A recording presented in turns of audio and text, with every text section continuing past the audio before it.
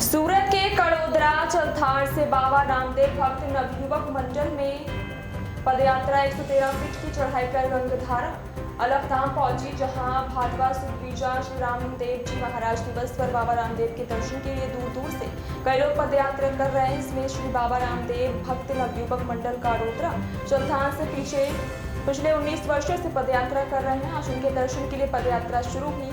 चलथाड़ बरेली कड़ोदरा गंगाधारा से 20वीं पदयात्रा अलखधाम मंदिर पहुंची, जहां आज बीजा दिवस पर दर्शन के लिए ऐसी कई मंडलियां आ रही हैं। अलखधाम मंदिर श्री रामदेव पैदल यात्रा संघ की स्थापना के बाद से बड़ी ये बेगम बाड़ी सूरत में हजारों भक्त पिछले 28 वर्षों से और बरेली गांव से पिछले 10 वर्षों से अलखधाम की यात्रा कर रहे हैं। ऐसे तीर्थ यात्रियों के लिए मंदिर परिसर में एक विशाल महाप्रसाद और शाम भजन सत्संग का भी आयोजन किया जाता है।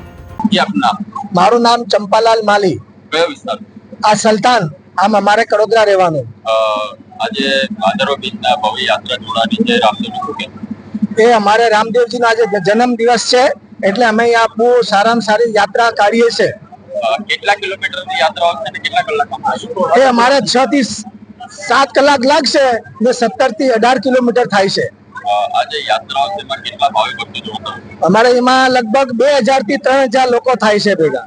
રાત્રિ દરમિયાન શું કાર્યક્રમ? રાત્રિ से 8 વાગે ભોજન પ્રસાદી ચાલુ થાય ને 6 થી 7000 મનકોની પ્રસાદી છે। આજે યાત્રા યોજાતી હોય છે, ભાવિ ભક્તોને કઈ રીતના માહિતી આપવામાં આવે? એ બધાને સારું થાય છે, લોકો માટે, ગૌ માતા માટે બી સારું થાય છે। અમારે ગૌ ભક્ત બી આવેલા છે, અશોકભાઈ શાશ્વત, એ બધા અમારા મિત્રો છે, બધા મંડળમાં જોડાયેલા પણ છે और બધા સેવાભાવિક છે।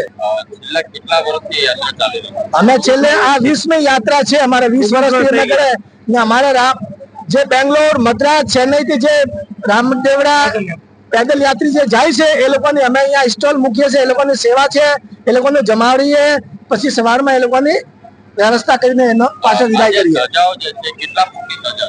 એ અમે 108 ફૂટથી અમે ચાલુ કરેલી, તે અત્યારે અમારે 115 ફૂટની થાય છે।